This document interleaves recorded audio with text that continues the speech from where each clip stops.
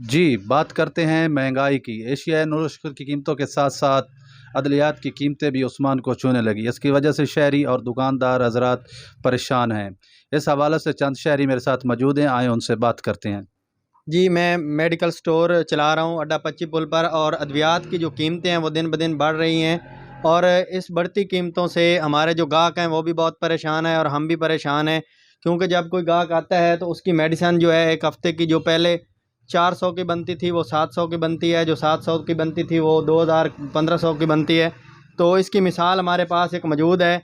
ये शरबत कैलामॉक्स DS मेरे पास मौजूद है, और इसकी नई कीमत है 241 रुपये, 241 रुपये। और इसकी पहले की जो एक शरबत हमारे पास पड़ा है, ये भी कैलामॉक्स DS है, और इसकी कीमत जो है वो 141 रुपये थी।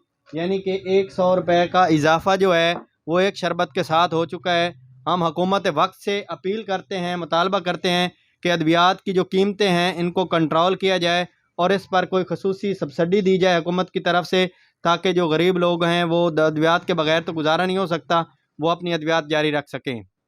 दवाई पिछले हफ्ते लाई गया वो मिली है 900 रुपए दी, ते इस हफ्ते में आके लैन लगा तो 2000 रुपया दवाई दा बन गया। हुकूमत को अपील की जाती को मेडिसिन सस्ती करें। जी, आपने सुना जैसा कि आवाम का कहना है कि कीमतों में कमी की जाए। हुकूमत से मुतालबा करते हैं कि इन कीमतों को फ़ौरन ही कमी की जाए। मुहसिन अली कादरी, वॉइस न्यूज़, अड्डा पंजी पुल।